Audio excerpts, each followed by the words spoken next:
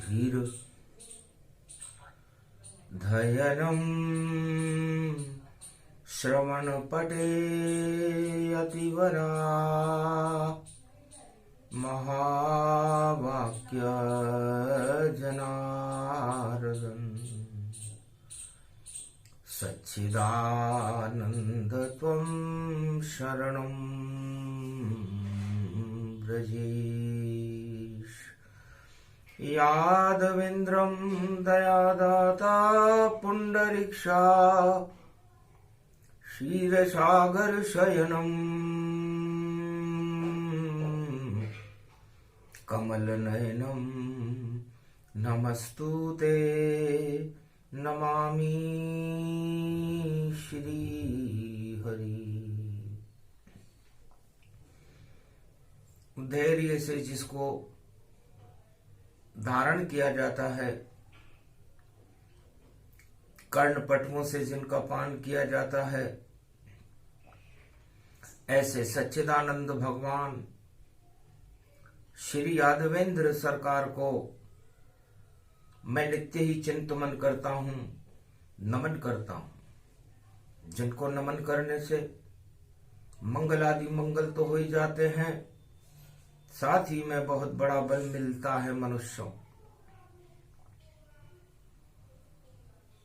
ओम home मरकट बदन पर्यात मात्रा कपियंत अंजनी सुता रामदूतम महाबलाढ्य रूपम अमृत काले घोर संकटम महापवन पुत्र पवन वेगम प्रगट्यम हवियम। मंगलवार हनुमान प्रगट हो,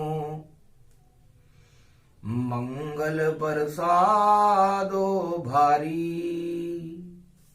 राम कृपा करवा दो बजरंग, प्रसन्न होए सब नर नारी।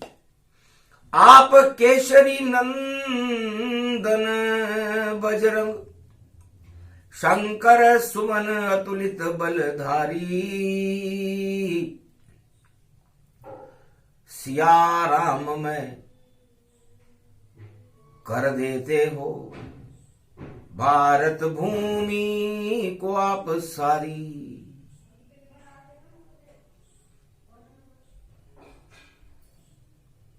हनुमान जी ने अपनी मां अंजना से पूछा, मां मेरा नाम केसरी नंदन क्यों रखा?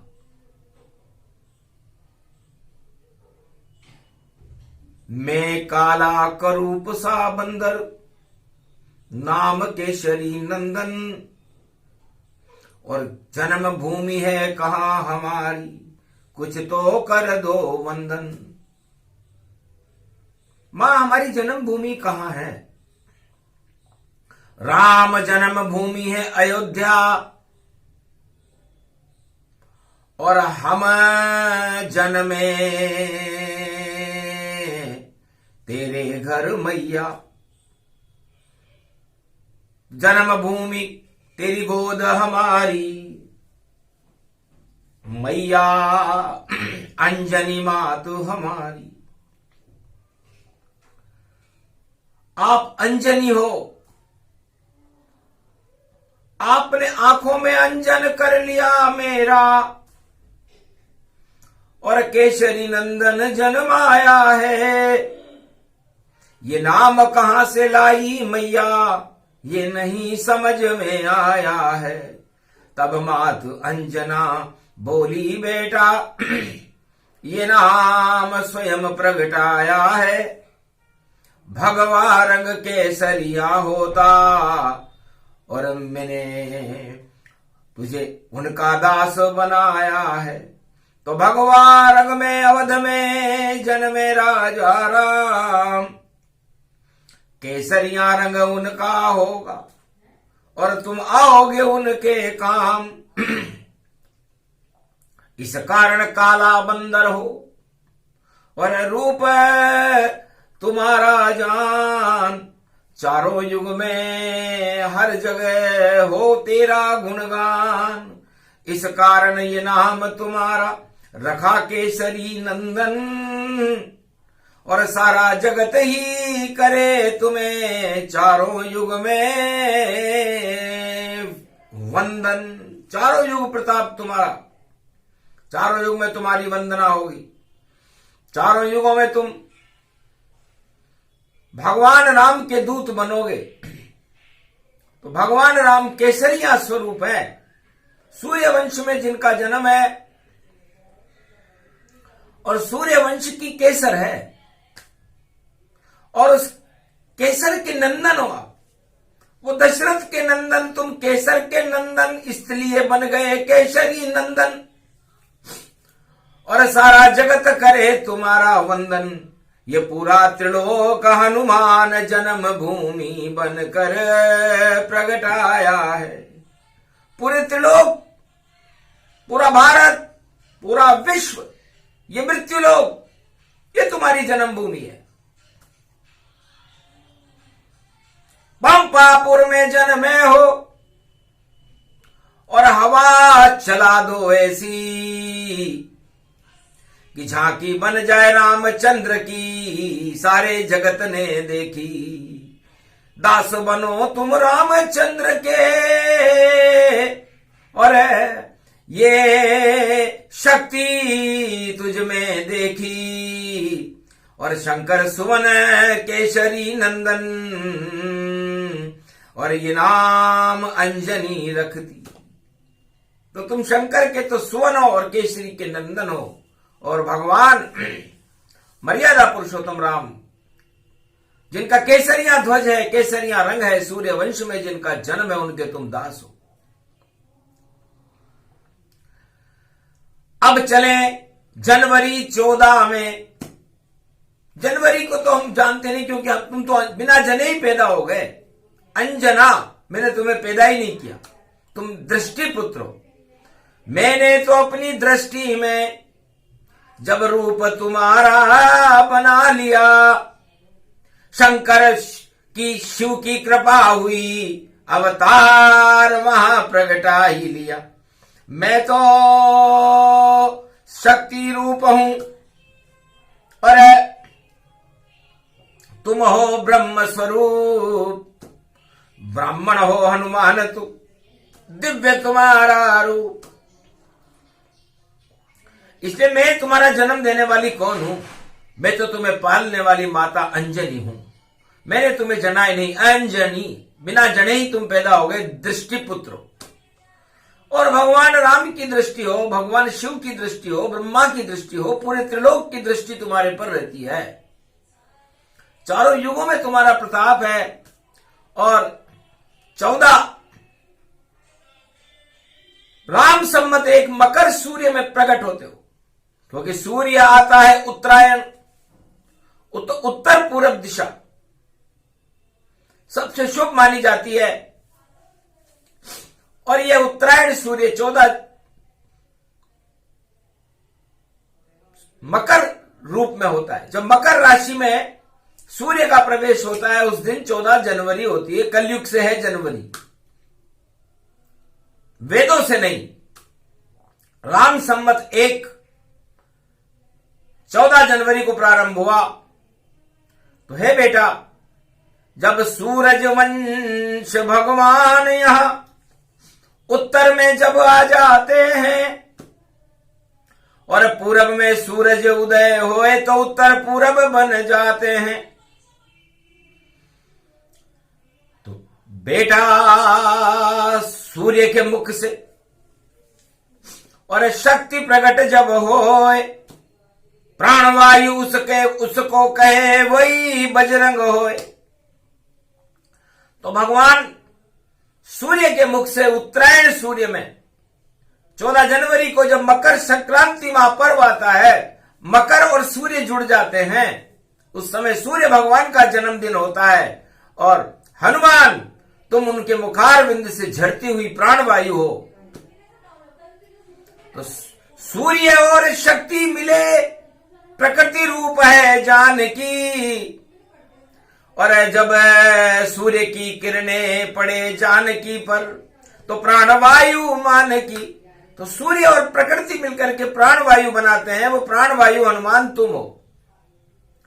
केसर के जैसा भगवान सूर्य होते हैं, और जब उनके मुखार बिंद से प्राणवायु निकलती है तो वो केसरी नंदन होती है, भगवा होती है, और भगवा से भगवान बनते हैं। और इस प्राणवायु, इस भगवान को जो ग्रहण नहीं करे, मलमास में भोगों में पड़ा रहे, तो उसका भाग्य कर्महीन हो जाता है। इसलिए मकर संक्रांति का सूर्य का तेज, हे केसरी नंदन, तुम उनके मुखार बिंद से निकली हुई प्राणवायु हो। जैसे भगवान शंकर की जटाओं से गंगा निकलती है, सूर्य के मुखार बिंद से प्राणवायु प्रकृति के संयोग से निकलती है।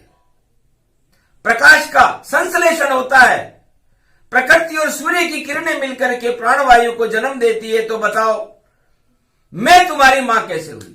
तुम तो बने हनुमान, पवन पुत्र हनुमान, 49 करोड़ पवन चलाते, और ये तुलित बल के धाम, तुम इतने अतुलित बल हो।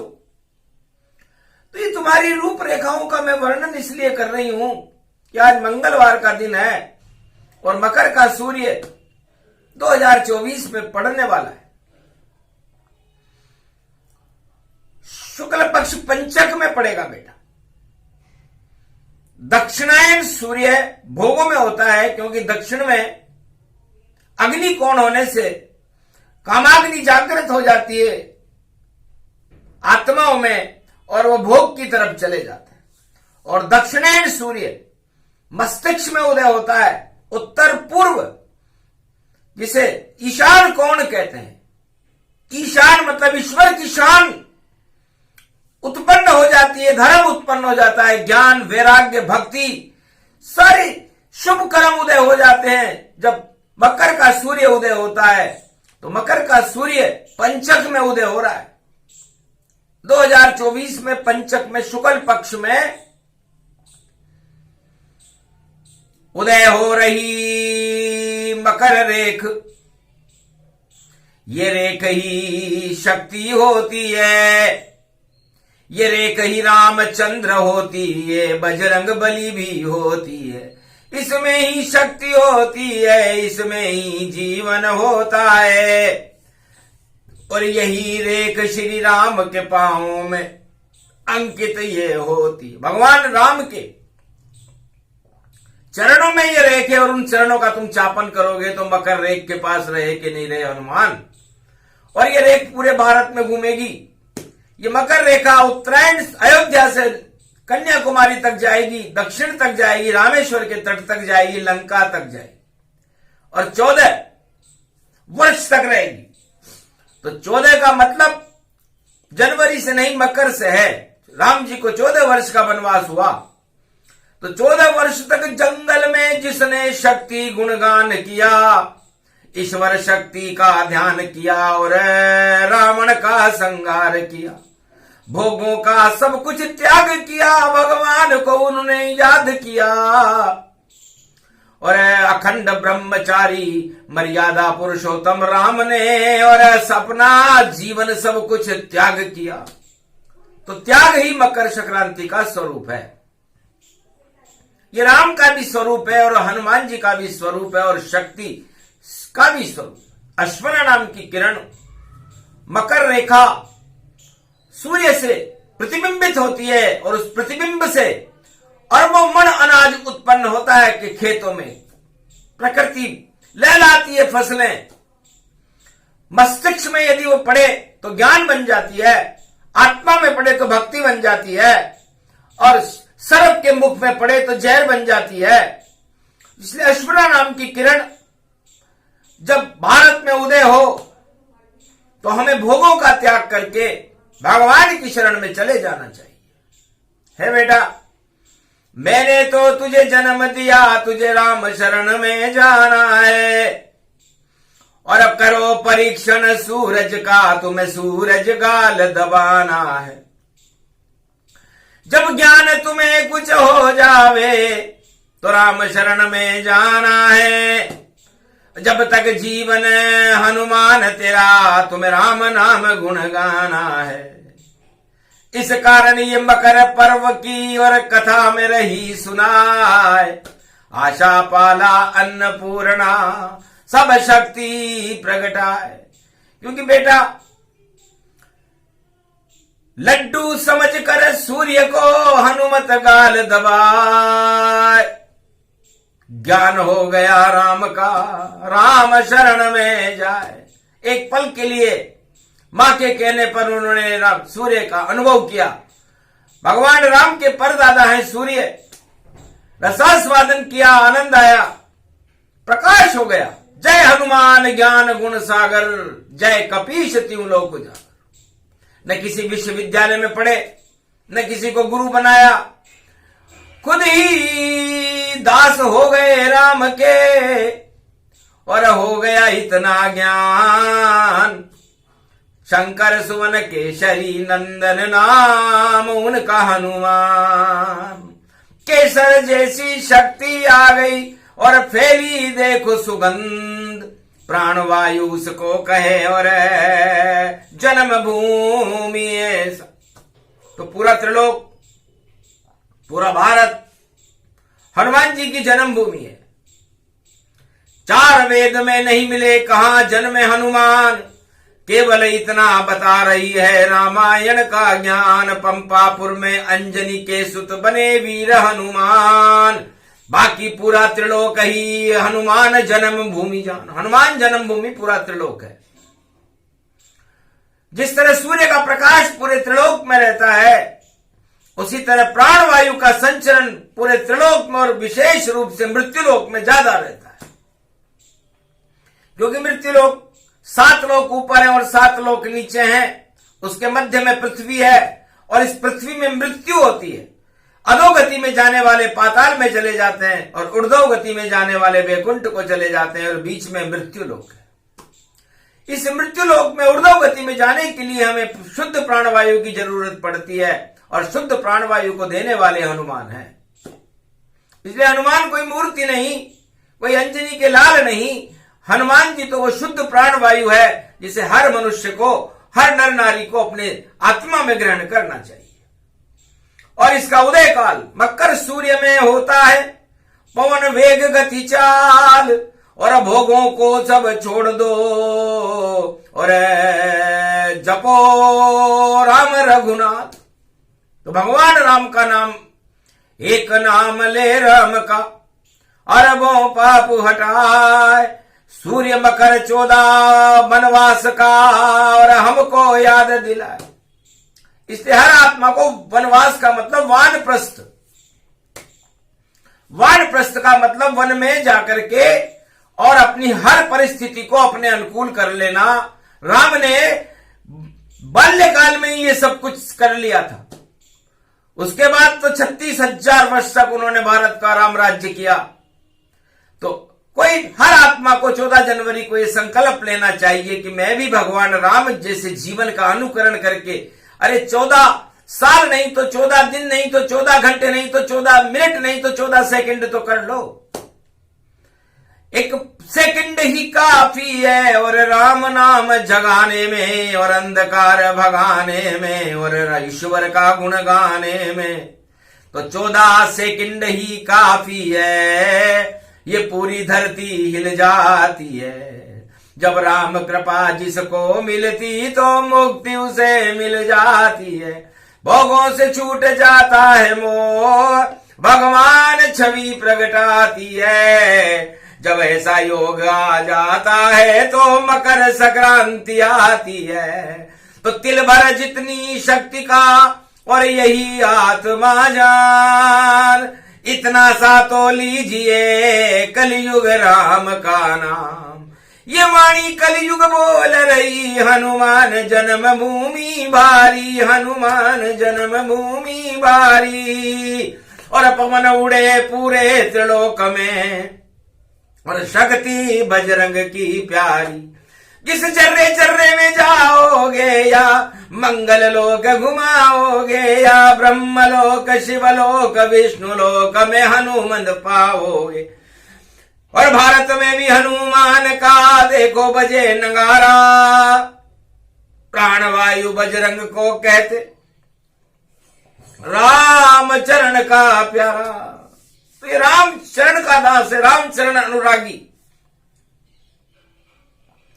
तो हर आत्मा को भारत में हनुमान बन करके रामचरण का अनुराग करना चाहिए। अपनी आत्मा को हनुमान जन्मभूमि बना लो और उस हनुमान जन्मभूमि में राम को बुला करके उनके चरणों का चापन करो। ये 14 का अंक सिखाता है। 14 में ईश्वर एक है और चारों दिशाएं हैं और 4 चतुर्भुज नारायण भी एक है और 4 और 1 5 जोड़ दो तो पंचमुखी हनुमान है और ये पंच तत्व भी हनुमान का ही रूप है। तो इस पंचमुखी हनुमान ने सूर्य को अपने गाल में दबाया था, तो इस पंच तत्व में आप भी सूर्य भगवान रूपी राम को अपनी आत्मा में दबा लो तो एक पल में आनंद आएगा, परमानंद हो जाएगा। और 14 वर्ष का 14 सेकंड में राम तुम्हें मिल जाएगा।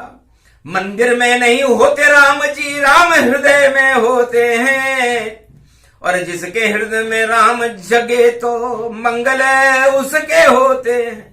तो राम मंगलों को देने वाला है, इसीलिए तुलसीदास जी ने लिखा कि मंगल भवन अमंगल हारी, द्रवहु सुदशरथ असुर बिहारी। तो ये मंगल को देने वाले राम जी, अमंगलों को हटाने वाले राम जी किसी मंदिर में रहते हैं क्या? किसी इमारत में रहते हैं क्या? किसी लोक में रहते हैं क्या? किसी अयोध्या में रहते हैं क्या? वो तो हर आत्मा में रहते हैं। जिस तरह प्राणवायु और सूर्य का प्रकाश हर आत्मा को चैतन्य करता है, राम 24 घंटे हर पल हर क्षण हर आत्मा को चैतन्य करते हैं। पर आप सोने की लंका में सोए हुए रहते हो। एक ही आदमी जागा था वहां पर जिसका नाम था विभीषण। भोग छोड़कर लात को खाया, शरण राम की जल्दी आया। उसके बाद सम्राट बना वह रावण मार गिरा दिया राम। राम राम जपने लगा लंका में, विभीषण उसका था नाम। तो विभीषण ने राम पर अपनी आस्था प्रकट करते ही लंका का सम्राट बन गया और भोगों को छोड़ करके भगवान की शरण में आ गया। इसलिए सारा संसार इस सोने की लंका में और सपने देख करके राजताज और सत्ता में उलझे हुए हैं राजा प्रजा, और अपने आप को राममय कह रहे हैं, झूठ बोलते हैं। राम में है ही नहीं, भोग में है। इसलिए त्यागो खाओ लात सब और शरण जाओ सब राम। राम तुम्हारा करे कल्याण और भजन करो भगवान। तो विभीषण बनो सारे 7.25 अरब सारे विश्व में आत्माएं, एक भी विभीषण बनने को तैयार नहीं है। लात खाकर भगवान राम की शरण में जाने को तैयार नहीं है, आगे तरफ जाने को तैयार है। और सत्ता ने राम पर कब्जा कर लिया है। ये क्या हो रहा है इस देश में? उल्टी गंगा जान, नहीं कोई राम जी नहीं कोई हनुमान। सत्ता का है साम्राज्य और छा गई देखो धुंध, धुंधकारी से राजा घूम रहे और नहीं है कोई प्रबंध। सब कुछ अंधकार गति जाना, पंचक में मकर पर्व ये माना। और उजाला पक्ष पड़ जाए भवानी, तो राम रक्षा करे गतिमानी। तो राम ही रक्षक होते हैं। इससे राम हमारी रक्षा करें, हनुमान हमारी रक्षा करे। ये तिल्ली के बराबर प्रार्थना हिमालय के अदृश्य संतवाणी में भगवान राम से कर रहे कि तिल का ताड़ बना दो रघुनाथ और भारत का भाग जगा दो राम। भोगों की को बुद्धि हटा दो, अब हमको भी विभीषण बना दो राम। और लात खा के हम शरणागत हो, भजन करा दो आपके राम। हमें नहीं चाहिए सत्ता वत्ता, दर्शन दे दो हमको राम। राम कृपाल शक्ति बड़ी भारी और सब में प्रगटो राजा राम। और भारत के भगवान बनो अब आप, अवधपति हो भगवान। काली छाया सभी हटा दो माया, सभी हटा दो राम, और प्रगटो इस भारत भूमि पर कलियुग में कर दो कल्याण। अरे सब लंका में सोए हैं और 1.25 लाख गति व्यापक मान, 7.25 अरब सब सो गए लंका में सुंदर गतिमान। 70 रूपी लंका में 1.25 लाख परिवार, 7.25 अरब विश्व के नर नारी सोए हुए अपने आप को भाग्यशाली मान रहे हैं। दुर्भाग्य है, भाग्यशाली वह है जो लंका से लात खाकर भगवान राम की शरण में जाकर के राम के चरणों का चापन करेगा जैसे हनुमान करते हैं। तो कल्याण करते हैं राम जी। राजा देत बनाए और एक काल की लंका टाल कर और राम राज प्रगटाए। तो उस लंका का उल्टा काल था और उस काल को टाल करके विभीषण को चक्रवर्ती सम्राट लंका का भगवान राम ने बनाया, जो खुद राजा नहीं थे, जिनको वनवास था, राजपाट त्याग करके आए थे। उस राजपाट त्याग करने वाले भगवान मर्यादा पुरुषोत्तम राम जो भगवा ध्वजधारी थे, जिन्होंने लंका में भगवा ध्वज का झंडा लगवा दिया। राम पूज गए लंका में, मर गया रावण राजा और शक्तिहीन हो गई लंका, और बजा राम का बाजा। तो राम का नगाड़ा बजा, तो राजाओं राम का नगाड़ा बजाओ, और सत्ता के लिए नहीं सत्य के लिए बजाओ। नगाड़ा सत्य का बजता है, सत्ता का कभी नगाड़ा बजा ही नहीं चारों युग में, चाहे वो कितना भी बजा ले। ढोल टूट जाते हैं, सब टूटे नगाड़े जाए।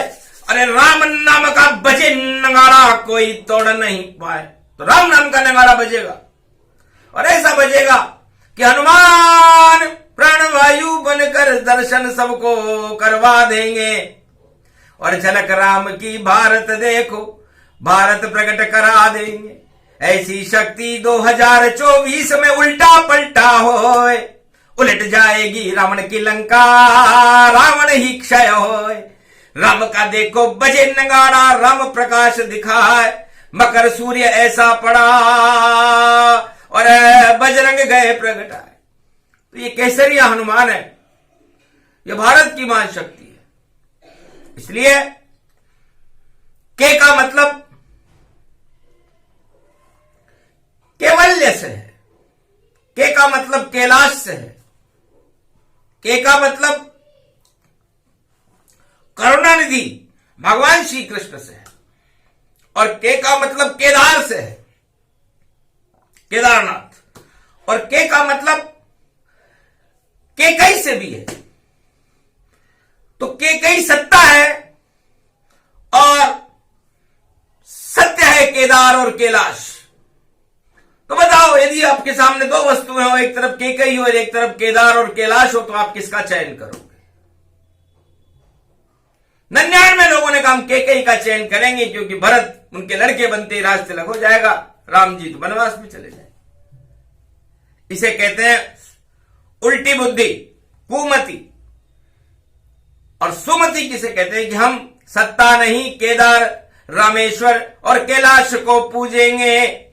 बड़े बड़े रावण भी देखो मेरे आगे धूजेंगे, सत्य का सेतु बनाए राम जी और कभी नहीं झुक पाएंगे। और जो राम को झुकाने चले वो राम जी उसे झुकाएंगे। तो रावण तक को झुका दिया।